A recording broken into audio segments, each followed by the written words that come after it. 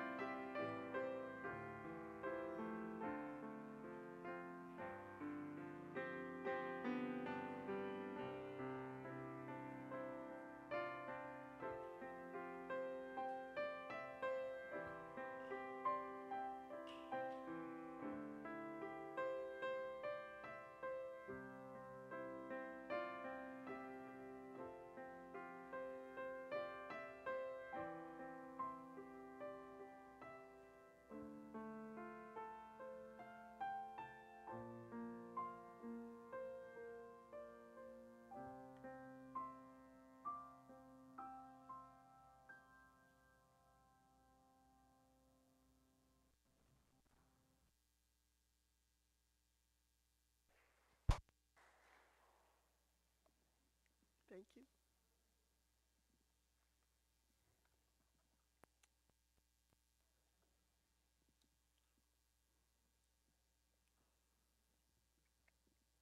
Welcome to the Sunday morning service at the Unitarian Universalist Fellowship of Gainesville. I am Sue Boone, worship associate for this morning. We kind of have a small crowd, small-ish. Thanks for coming. I want to welcome all of you on Zoom, those at our sibling church, Valdosta, and those who are watching from home in their pajamas or vacationing wherever. Thank you for choosing to worship with us today. And those of you in the sanctuary, I'm glad that you're with us this morning. I'm a cisgendered tall woman of European descent. I'm 80 years old. My short hair, which I think my hair cutter gave me my summer cut. But it is hot. The hair is turning white around my face and many more places, and I wear glasses.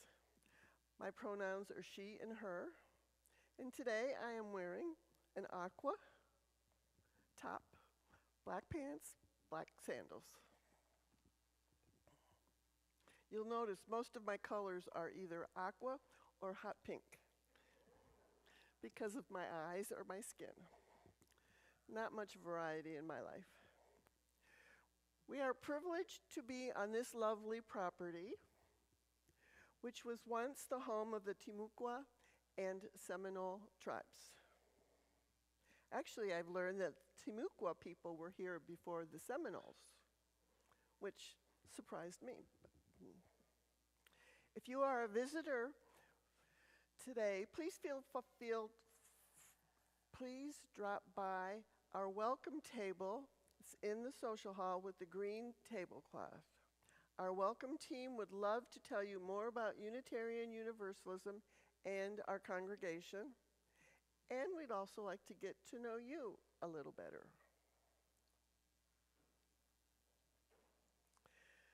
Let us now be in an attitude of reverence.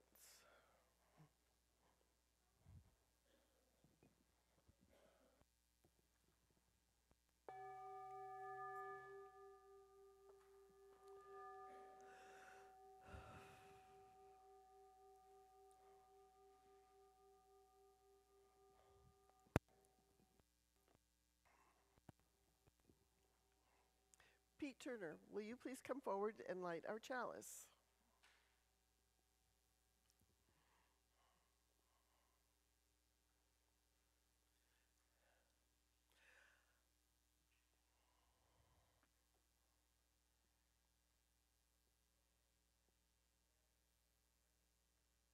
Thank you. Our chalice writing words were written by Gary Kowalski.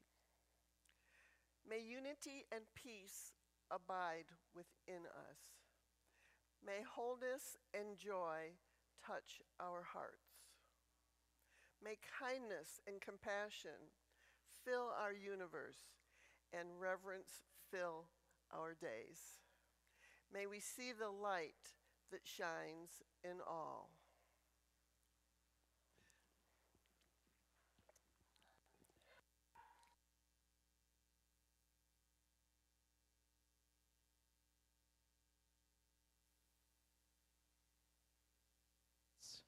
Can you hear me? As we come together, let us pray and let us meditate. For this opening, let us meditate from two different faith traditions. One is a prayer that is often part of a common meditation, and the other is a meditation that can easily be seen as a prayer. Hail, Holy Queen, Mother of Mercy, our life, our sweetness, and our hope. To you we cry, poor banished children of Eve. To you we send up our sighs, mourning and weeping in this valley of tears. Turn then, most gracious advocate, your eyes of mercy towards us. May I be free of danger. May I have mental happiness. May I have physical happiness. May I have ease of well-being. May we today find mercy and comfort, safety and happiness, and ease of well-being as we come together as a community to meditate and to pray. Please rise in body and spirit as you are willing and able to sing hymn number 123, Spirit of Life. We will sing it through twice.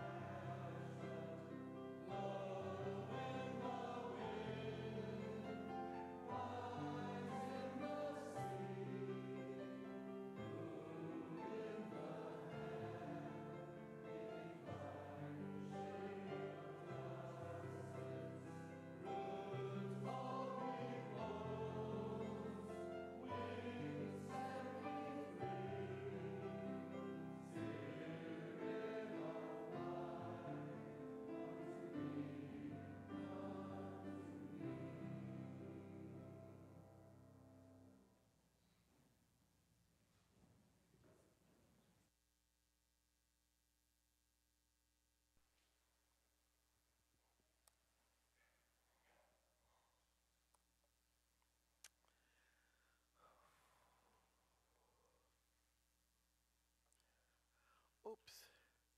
I forgot to get the book. She's getting it. Anna's getting it.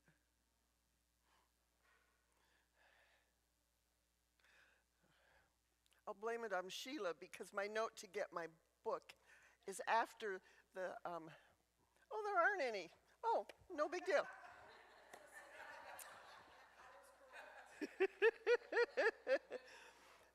No visitors, no messages. Pardon? Oh. This says July 26th, nothing. Nope, no visitors, no nothing. Makes life easy. Okay, I'll do it anyhow. Each week you're invited to write what is in your heart on the book at the door of the sanctuary. We will share those joys and sorrows with the congregation. Some say sorrows shared are halved and joys shared are multiplied. Well, I'm glad we don't have any, people aren't having any sorrows today, but I'm sad that they don't have any joys either. Okie dokie. For those unable to share your joys and sorrows publicly, I invite you to come forward to drop a stone in the bowl, feeling the warmth of the congregation as your stone is enveloped by the water. Please come forward as the congregation remains quiet in an attitude of reverence. Come forward.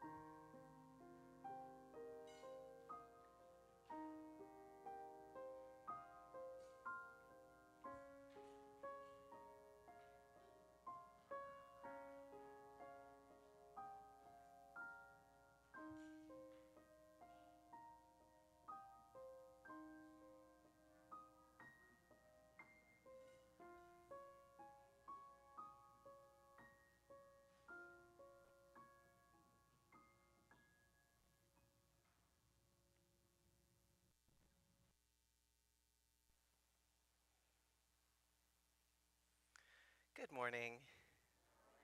My name is James Chase, and I am the Director of Lifespan Faith Development here at the Unitarian Universalist Fellowship of Gainesville. I'm a white, medium-sized person, and my hair is short and curly. I'm wearing glasses, and today I'm wearing a kind of sleeveless turtleneck knit top and big swishy yellow pants. The turtleneck top is a dark teal color, and I'm wearing a shawl because I was feeling a little chilly in my office, and I realized that the colors are almost the exact same, just a slightly lighter saturation, and I felt like the opportunity was too good to pass up today. So I'd like to invite all of our kids and anyone else who wants to join me for a short meditation for our Moment for All Ages. Thank you, Zach, for helping put these out. I would recommend sitting down on the ground there. And this is going to be one where we're kind of quiet. Meditations are interesting because it is a lot of quiet, so there's not going to be as much questions, but there will be a few right at the first. So today we're going to talk about meditating. Who here has heard that word? Some of our adults have not heard about meditation, so it's good that we're talking about it. Perfect. We've heard about meditation. That's really cool. I saw a lot of hands from our kids, too. So one question, and think about the question before you put your hand up. What is meditation? What does it do? It makes you calm down. It helps you calm down. That is so, so good. Thank you, Zach. Yeah.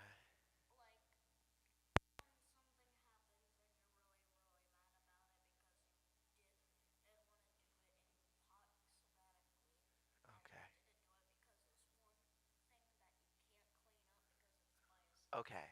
Yeah, so we're going to move through that. When you're really upset and you're feeling energetic and like you can't let something go, it might help you to calm down. Remy, what is meditation? What does it do?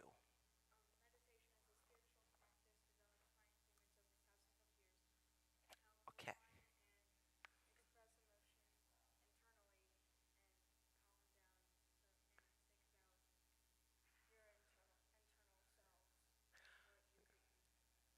Okay, so Remy says meditation is a spiritual practice developed across humanity. It helps you examine.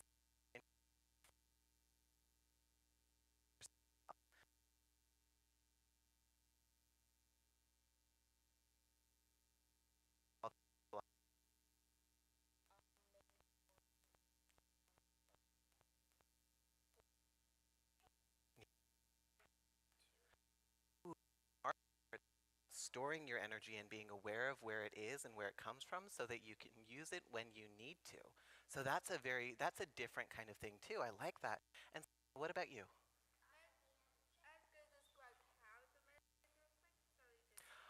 I'm going to do the how to. Okay. I'm going to actually lead us into with that. You guys, what I'm hearing is one of the I didn't know what our answers would be. I never do when I ask these questions. Believe it or not, we don't do any kind of preparation for this. I'm sure you do believe it, actually. But what I just heard was some of the coolest answers that I think I've ever heard, and I couldn't have answered it better because I heard it's something that helps you calm down. It helps you know your inside, know who you are internally.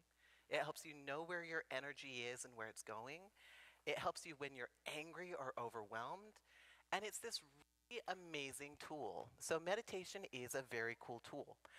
What I'd like to ask and what I'm going to talk about a little bit is how, Rowan, what you said was actually super helpful. Zachary, if you are so angry about something, if you're so mad or even worse, you're scared, if you're feeling afraid, do you think you can just flip a switch and meditate? Yeah, or something else. I can also just calm down to you by watching some an easy.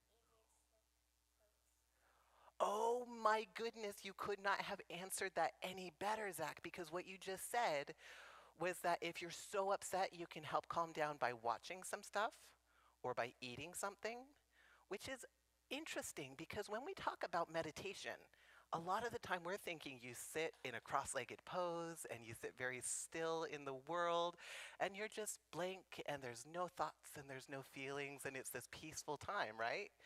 But if you look at our kids, and if you think about doing that in a busy day-to-day life, that might not go so well. So instead of doing any kind of inside meditation today, I'm going to work on something called a grounding exercise, which is something that sometimes it helps to do before you can even think about meditating. Because if you're like so mad that your body is shaking and you're like, oh man, I'm so riled up about something. Yeah, I know you are a lot of the time. I saw that as soon as you hit the door. It's like we can't do a meditation. That would be a silly thing. So I put my plans that I made for my Moment for All Ages, and I put them carefully in the trash can. And I said, we're going to do something else. Because asking for meditation when we are here, when we're here, is not possible. So let's take this moment instead. And we're going to talk about, oh, okay. Zachary, can I have your attention? Can I have your attention right here? I actually have 5 things for you, okay? Yeah, I believe it. Candle breath on my finger. Do you know how to do it? Okay, so breathe in. Blow it out. How do you blow out a candle? Oh, that big breath in all the way from your belly. Hold your finger right, and blow that candle.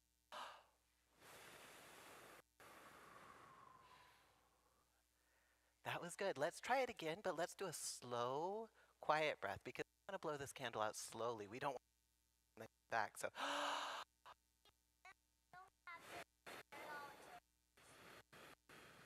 absolutely don't and spread our dreams. So we're going to slowly. Let's do 3 candles in a row.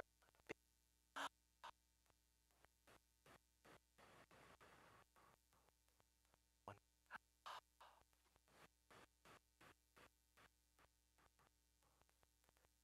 more.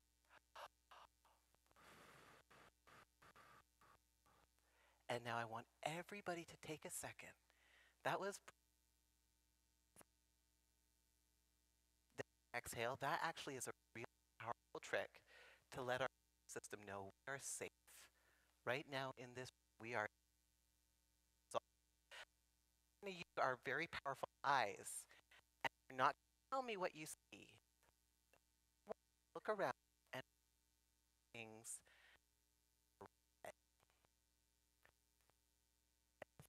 This room.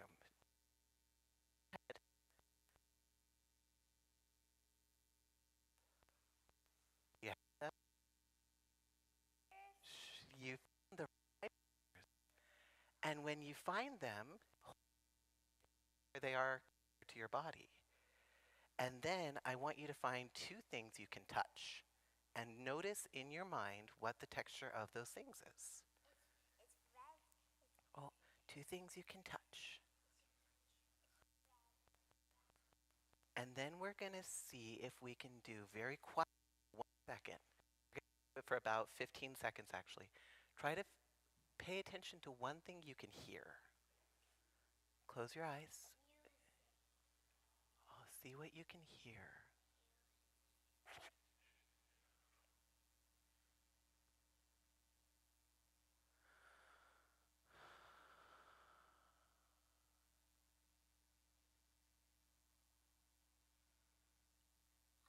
Look at how much calmer our bodies are. And with that, before anything big comes along that needs our attention and any urgent things need to be said, we're going to call that it for our Moment for All Ages. And we're going to sing our kids out, and they're going to go to the nursery, and we're going to sing This Little Light of Mine while we leave.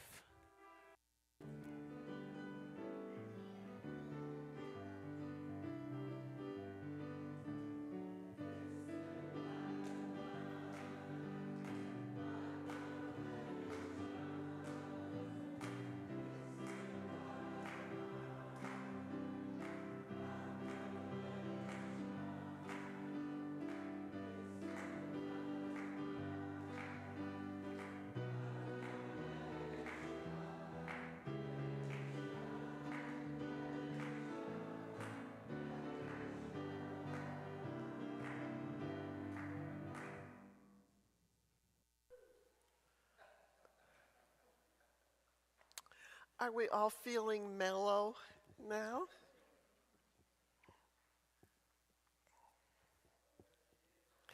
Doug Kraft writes, when I was a kid, I liked to skip stones on lakes. If I threw a flat stone at the correct angle and with enough speed and energy, it would kiss the surface and leap into the air again and again and again. Who all's done that? Tried to do it. Yep, a childhood event. If we have too much stuff in our lives, our attention skips from one object to another without really enjoying anything. If we have too many activities, our attention jumps from past to future, settling into the present. If we have too many opinions, we end up thinking about how things should be without fully seeing how things are. Happiness and ease flow from the bottom of the lake. They aren't found hopping over the surface of life. We have to slow down enough to settle into the depths. Joy and ease are simple and uncomplicated. Having lots of things to do, stuff to manage, places to go, and opinions to consult make life complicated. Practices that cultivate simplicity do two things. One, they reduce the amount of stuff, activities, or preferences so we have a better chance of settling into the present. They get the outward to resonate a little better with the happiness, joy, and ease of our depths. And two, they help us to become more aware of our relationship to stuff, experience, and thought. Pete, come on up.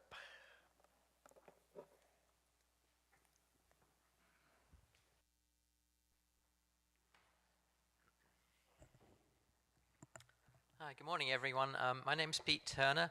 I'm a long-term member of this congregation. I've been coming since about 1999 when my daughter was small. I'm a white male in my late 60s, actually very late 60s. If any later, I'd be 70. And I'm of European descent. I'm actually from England, as you can probably tell from my accent. And I guess I should do the obligatory description. So what I'd like to say is that I'm 6 foot tall. I have a full head of dark hair for those who are visually impaired. But actually, that wouldn't be true. I'm pretty short. I'm about 5'6", and I don't have a lot of hair. And what I have left it's just gray. It's not turning silver at the edges or anything fancy like that. It's just gray. But that's fine, because the kind of the theme of this talk is going to be accepting things as they are and seeing things in a straightforward way. So I'll begin by talking about when and why I first became interested in meditation. So this was in 2012. I was going through a difficult patch at that time in my life, and I needed to find a different way to think about my new circumstances. My daughter Catherine had just dropped out during her second year as an undergraduate at a new college in Sarasota with what became a multitude of different health problems. This event wasn't something I'd anticipated at all. It was a complete surprise, and it was completely against the expectations I had for my daughter. So that was the impetus for joining the meditation group here at UUFG. Our Tuesday morning group format includes the 30-minute silent meditation.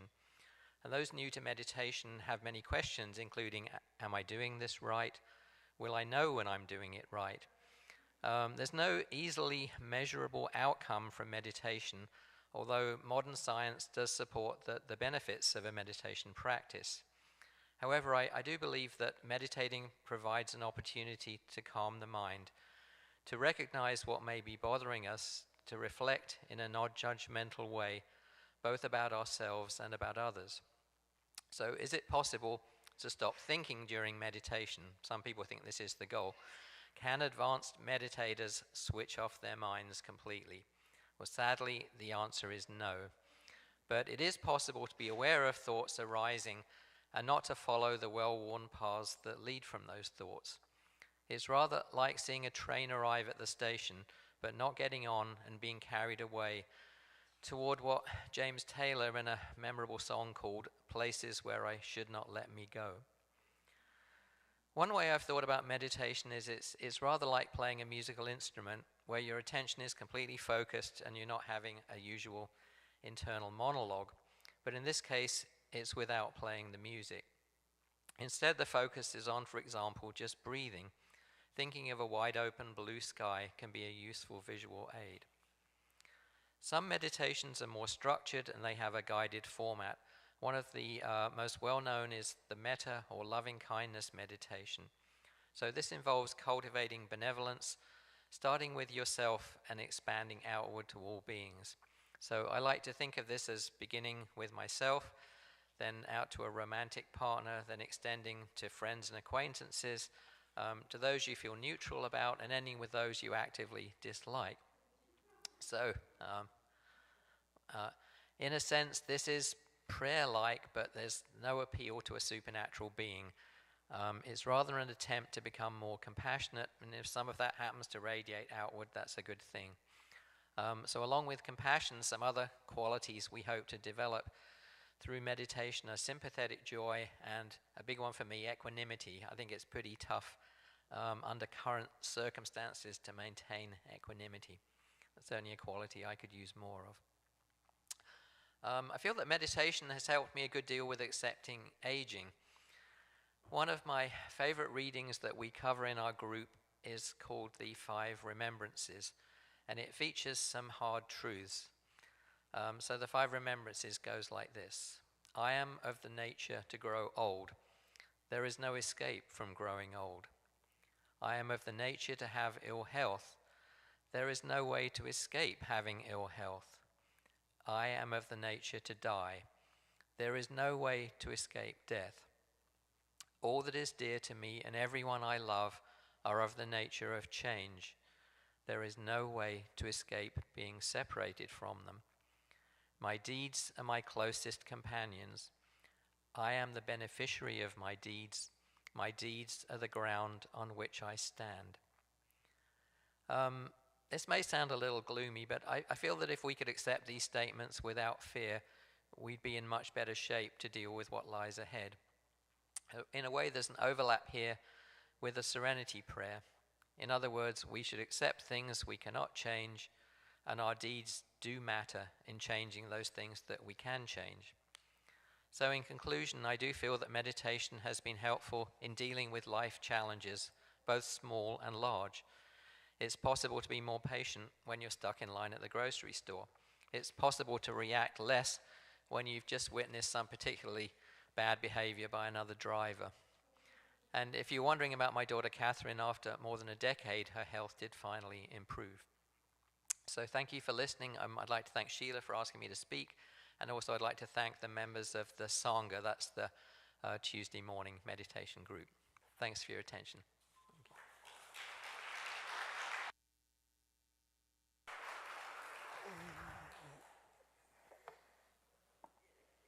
Thank you, Pete.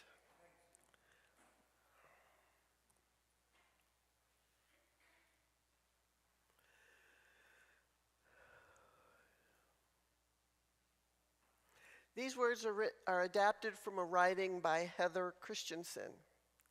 Unitarian Universalism is a grand vision of a world filled with peace and justice, love and hope. No, love and joy. And hope is good too. The vision is embodied in a few large congregations, numerous mid-sized congregations like us, and many, many small congregations. No matter its size, every congregation depends on each of its members. Each of us, by our commitment of time, energy, and resources, helps to make this grand vision real. Individually and together, we are Unitarian Universalists, building a world filled with peace and justice, love and joy. Let us work together to support our vision of the world. The ushers will come forward. You may contribute by putting money into the collection basket, by using the QR code on the screen, or by contributing through uufg.org. Thank you.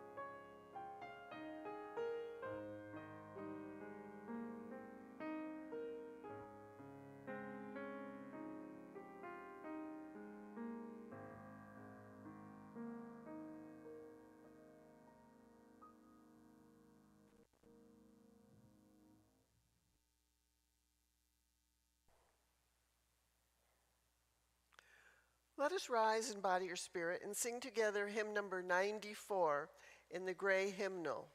What is this life? Number 94.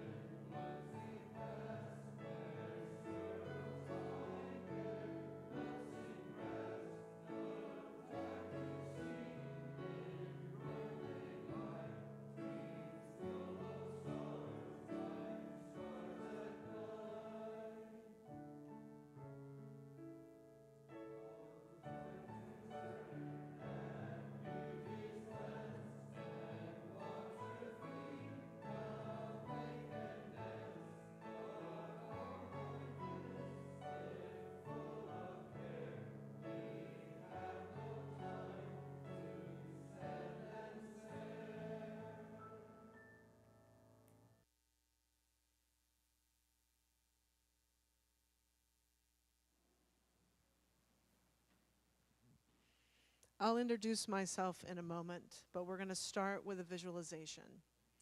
Before we start with the visualization, I'd like to ask you to find a safety point, something that helps you feel more secure. James alluded to it in the Time for All Ages, but meditation and prayer aren't always easy if we are activated. And I'm going to talk about that more later.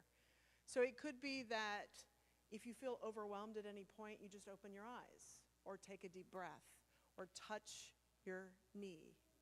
You don't have to stay in something if it hurts. I think that's a really important thing when we think about meditation and prayer. Sometimes it hurts too much to stay in that position. So if you're comfortable, you can close your eyes or put your eyes in soft focus. I'd like you to think about a moment or a series of moments when you prayed or meditated. If you can't remember a specific moment, you can think of kind of a collection of prayers or meditations you've done in your life. Where were you? Were you at home? Were you at a dining room table? Were you in a church or a shul? Were you at a community event, in a school auditorium? How were you holding your body? Were you standing slightly bent over? Were you rocking back and forth? Were you kneeling with your knees on a pew? Were you sitting on the ground with your legs crossed? Were you at a table holding hands? Was your head bowed, or were your arms upraised and your chin turned towards the sky? What were you doing with your voice? Were you silent? Were you chanting? Were you singing? Were you shouting in praise? Were you murmuring a chant or a prayer? How did you feel physically? Did you feel joyous or centered in your body? Did your body hurt, or was it comfortable? Was it easy for you to be on your knees or cross-legged? Was your hand held too tight by someone at that table? Or was there ease and comfort? How did you feel emotionally, or what did you think? Were you able to focus? Did you feel guilty or shamed because you couldn't focus on whatever was in front of you?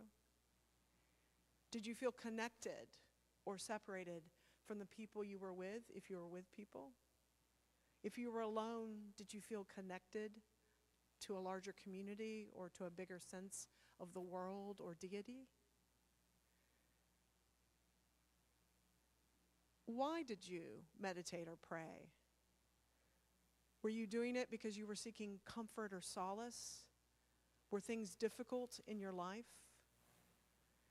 Had you found that you were forced to do it because it was an expectation of your community?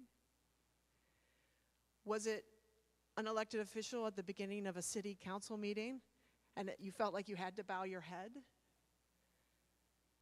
Was it a meditation done in a UU congregation and you felt like you had to be quiet even though you didn't feel quiet? Was it easy to go along, or did you resist? You can open your eyes if you feel comfortable opening your eyes. So how many of you found in that moment of kind of thinking through prayer and meditation that you had experiences that were good? How many of you had experiences that were bad? Not quite a few. How many of you had both good and bad experiences related to prayer and meditation? Yeah, right? So I'm going to come down and I'm going to ask for people to volunteer. Is someone willing to tell me a favorite prayer or meditation that you have? Anyone? Either? All right, I'm coming in the back. All right. Will you say your name if you're willing to? Sure. I'm Catherine. My pronouns are she, her. And my favorite meditation was the chocolate chip cookie meditation that Stephanie Samara Hamblin used to do with the kids when I was a small child here at the fellowship. Can you tell us what that is? Yeah, so there would be a day once a year where Stephanie would come in. She was the director of religious education at the time, with a basket full of warm chocolate chip cookies and bring them into the classroom. And kids of all ages would be sitting there together. And she would lead us through a guided meditation where we each got one cookie and had to focus all of our senses on it. We looked at the cookie, we smelled the cookie, we thought about the cookie, we took a little nibble, and then we got to eat the cookie. It's very effective. Have you done that as an adult? Yeah, but now I do it with fruit. Awesome. Thank you, Catherine. All right. All right. Is there someone willing to share a meditation or prayer that either you did not like, maybe even hated, or just found difficult even if you wanted to do it? Like where it was a more difficult emotion. Anyone willing to share? Yes, I have someone in the back. I'm getting my steps in. Will you introduce yourself briefly? Hi, good morning. My name is Sarah, and I do have a memory to share. Back in my hometown, I wanted to learn more about how to meditate and practice like the Buddhists do. So there was a Buddhist hall down the road from me, and I went on a night where they were doing I think it was a loving heart meditation where they had a full script that we were reading, and so much of it was in Sanskrit. I can't read or pronounce Sanskrit. They were in between, they were just doing blocks of silence, and they were just meditating, and it was unlike anything I had ever experienced. My nose itched, my butt was aching, my legs were sore, and I kept looking up like, is anybody else uncomfortable physically, or is it just me? And when you were sharing about all the little doubts that come in your head, am I doing this right? Am I doing it just because everyone else is doing it? I had so much of that was distracting me, which doesn't help because I actually couldn't speak the language. Thank you, Sarah. Okay, some of the things I'm going to do, I'm just going to ask you to choose, and then I'm going to tell a little story or a little anecdote. All right, Marilyn, Christian, Jewish, pagan, or Buddhist? Choose one of those. No, just choose. I'm going to tell something based on that. So Buddhist. Okay. So I've read deeply on mindfulness and Buddhist meditation and tried multiple times. My brain does not do well with meditation. I have a brain full of rumination and self-hate and other things that I've worked hard on. But Buddhist meditation without a good guide, if you have a brain like mine, doesn't work very well. It actually backfires. And I'll get into the science about that later. But I cannot do breath meditation at all unless it's like part of yoga, and I've done other things physical. Loving kindness meditation, I have found I can't do as a daily practice because it actually backfires and brings up self-hate instead, which, is kind of the opposite of what it's supposed to do. But I can do it if I walk the labyrinth and do it in the middle, and I do myself, friends and families, their connections, frenemies, enemies, all beings. And then I walk the labyrinth back because that helps ground me going in and out, right? So that's a little thing about Buddhism. All right. So how many of you have seen the show Bones? Yeah, quite a few, actually. I've been rewatching it because life is really difficult right now for many different reasons that I'm not going to go into. And Bones and Booth, if you know those characters, Bones is a forensic anthropologist, very rational thinker, definitely an atheist. Booth is the FBI agent who uses his intuition to solve things and read people and is a dedicated Catholic. And the interesting thing is they have lots of arguments about faith and religion. And they'll argue about belief. But interestingly enough, Bones will often sit with Booth while he's praying. And I think that's kind of a beautiful thing in an organization like ours for us to think on. You don't have to pray the way the person next to you does. You do not have to meditate the way that they do. That at UUFG, part of what we're cultivating is that ability to sit beside each other in difference. And, sometimes a TV show helps us think about that. Okay. Pete, science or story? Science. Okay. So we know from the science, there's a really good book if you want the science called Altered Traits by Goldman and Davidson. I'm just going to do their last names because that's all I had time to scribble on my cards. That meditation does help us quite a bit. But not as much as all the hype. So if you are meditating for a little bit, it'll actually reduce your stress. It'll help you feel calmer. But if you're not doing it as a regular practice, those benefits will go away eventually.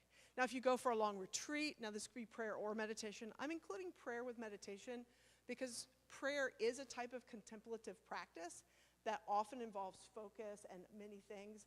And a lot of the research on meditation is of yogis who've done devotional meditation, which is like thinking on their God or their deity. And so the science backs up whether it's kind of breath work, no deity, or sort of devotional deity. Like they've studied both. The people who get the most benefit are the ones who put in thousands and thousands of hours.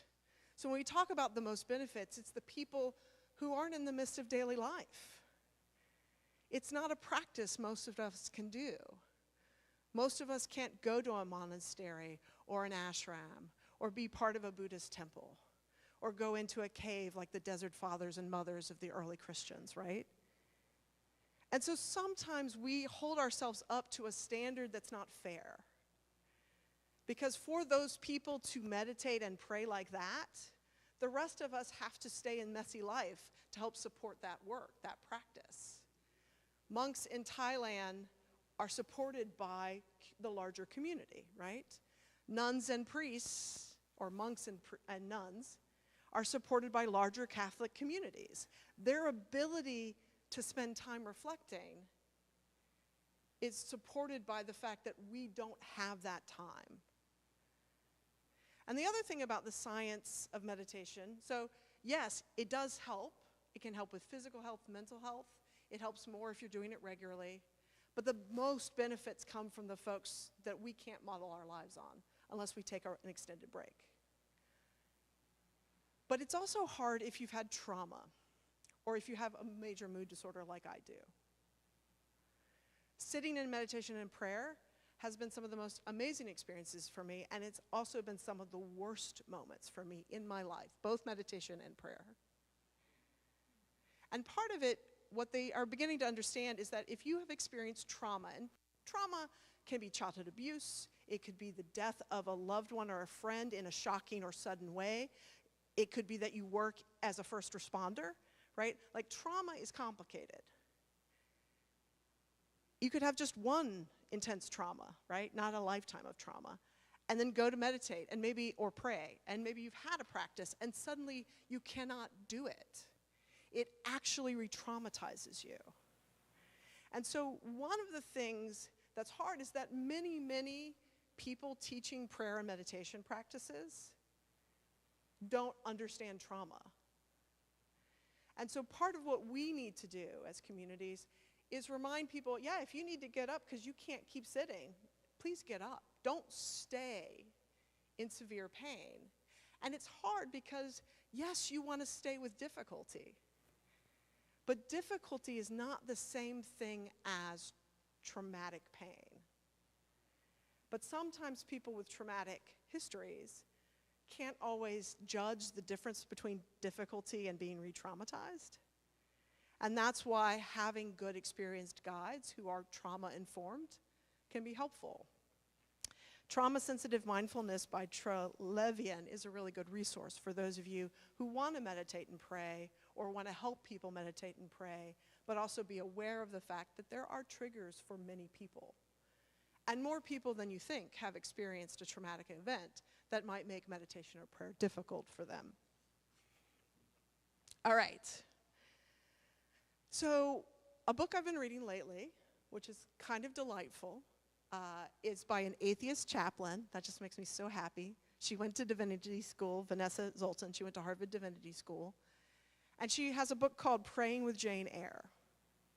And she suggests that we can pray in many ways. That part of it is, what do we define as sacred?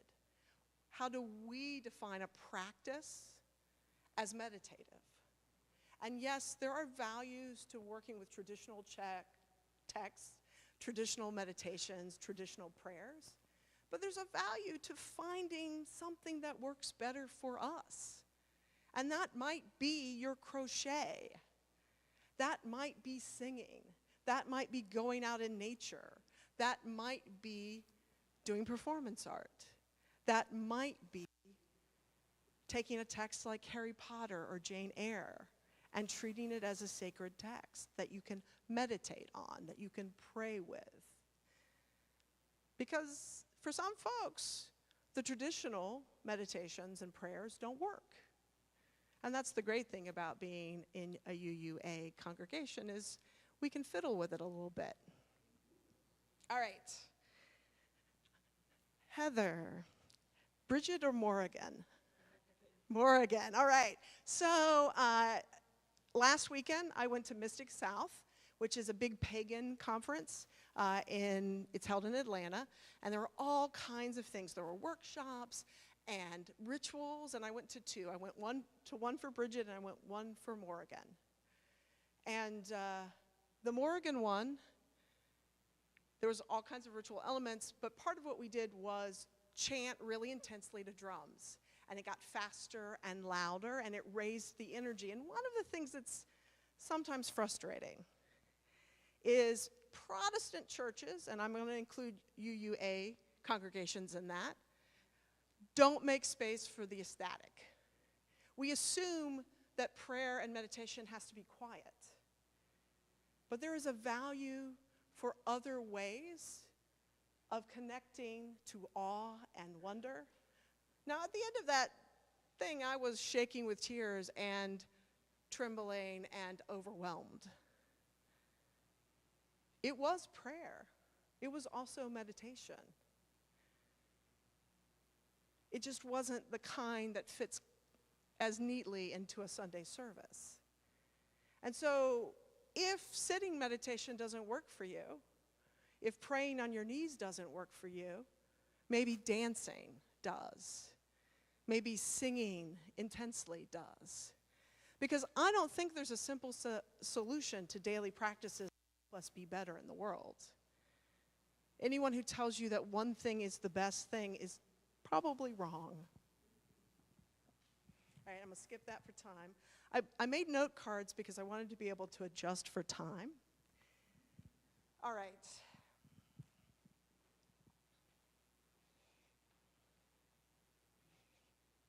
You just have to choose a word, individual or collective. Collective. All right. How many of you find that prayer or meditation is easier for you when you do it on your own, outside of a collective? How many of you find that it's easier to do meditation or prayer within a collective? Yeah. Someone who finds it easier to do it in a collective, would you raise your hand again? All right. Are you willing to share? You don't have to. Why do you find it easier to pray or meditate in a collective? Well, first of all, it makes me make time for it because I've committed to be with that group. And second of all, there's a feeling of connection with the other people who are doing it. And can you tell everyone your name if you're willing to? Sarah. Thank you, Sarah. All right, someone for whom it's easier to do it individually, will you raise your hands? All right. Will you introduce yourself and tell me why it's easier to do it individually? Don't hold the bottom. Sorry. I'm Ellen Ahlstrom. I think it's better for me individually because I have a script, a recorded script that takes me through a mindful meditation, and I haven't been doing it, but I'm going to start back. But that works for me. How many of you find that sometimes it's easier to do it collectively and sometimes it's easier to do it individually, right? Depending on all kinds of things in my life, right? It may be in your lives. All right. When we talk about meditation and prayer, there is planned versus improv. Planned are the scripted meditations, the prayers that have specific lines. But both meditation and prayer don't have to be scripted. You can be mindful as you sweep your house, when you go shop groceries, right? The benefits of paying attention to where you are, which is one of the big things for meditation, isn't limited to sitting still. And prayers often have scripts that have been handed down through culture, but many people pray spontaneously to their deity, to the divine, to the larger sense of the world. And I would suggest that you try out what works well for you. I personally have found that mindfulness is easier for me if it's something I carry with me versus trying to do seated meditation. So in the midst of a really bad day where my brain is being really mean to me, there's that crappy thought. Oh, I feel kind of irritated. Oh, my knee itches. Oh, I actually am looking forward to eating something. Oh, now there's that crappy thought again. That you can do mindfulness in other places besides a traditional way.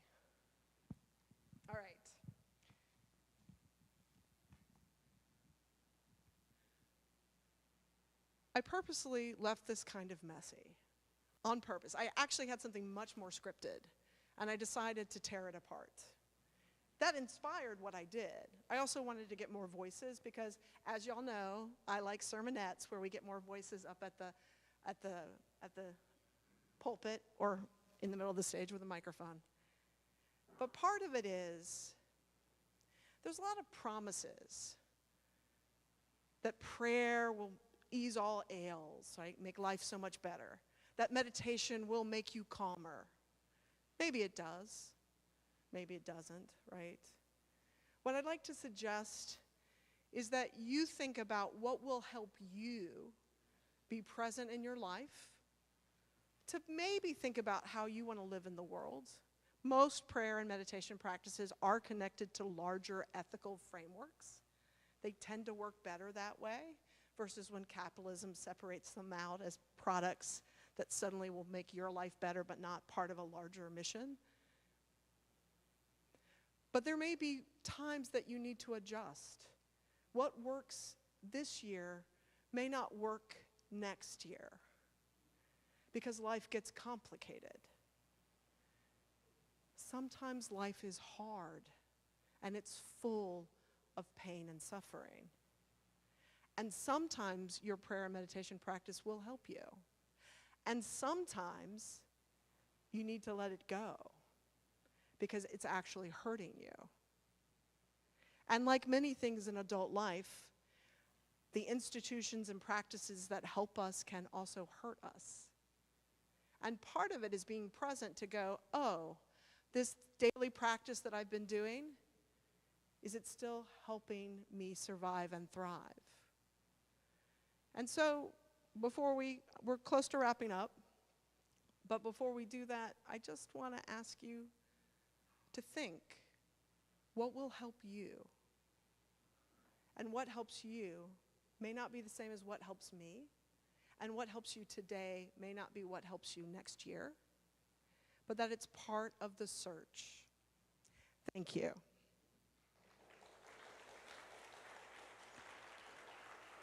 So if we could get, are we doing this? We do the song before. Sorry, I got a little distracted because we changed some things last minute.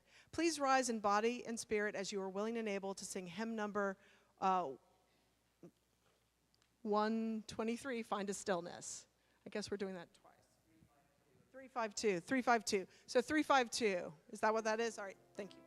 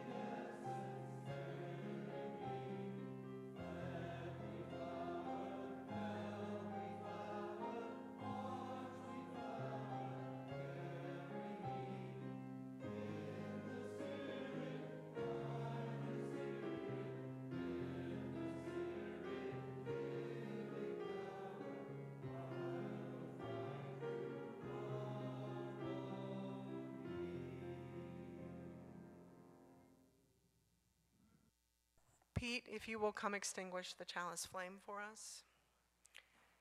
And if you will all read together.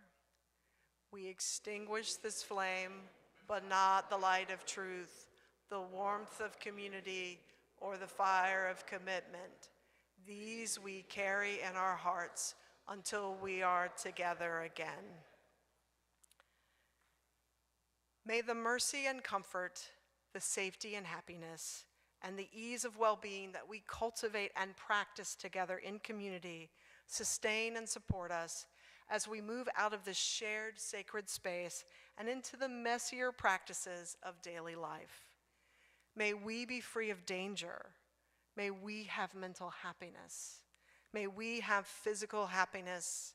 May we have ease of well-being. This is my hope, my prayer, my meditation for us all. May it be so. Blessed be. Amen.